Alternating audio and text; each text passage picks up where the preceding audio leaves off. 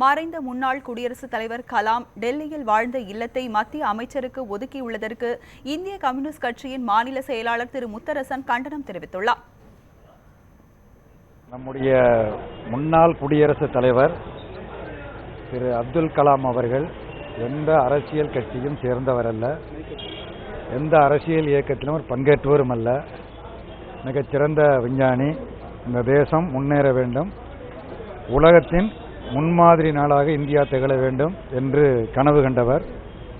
நாட்டினுடைய குடியரசுத் தலைவராக மிகச் சிறப்பான முறையில் அவர் பணியாற்றார். மிகச்சிறந்த விஞ்ஞானியான அவருக்கு அவருடைய மறைவுக்கு பிறகு இந்த நாடே அவருக்கு அஞ்சலி செலுத்தியது. டெல்லியில் அவர் இருந்த வீட்டை அவசரமாக அவர் மறைவுக்கு பிறகு அவசரமாக அவர்களது பொருட்களை எல்லாம் காலி செய்து மத்திய அமைச்சர் ஒருவருக்கு, இணையமைச்சர் ஒருவருக்கு வழங்கப்பட்டிருக்கிறது. இது கண்டனத்திற்குரியது. அப்துல் கலாம் வாழ்ந்த அந்த வீட்டை நினைவிடமாக அதை மாற்றியிருக்க வேண்டும்.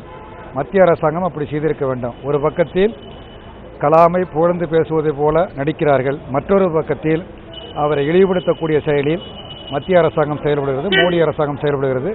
இது வன்மையாக கண்டிக்கத்தக்கதாகும்.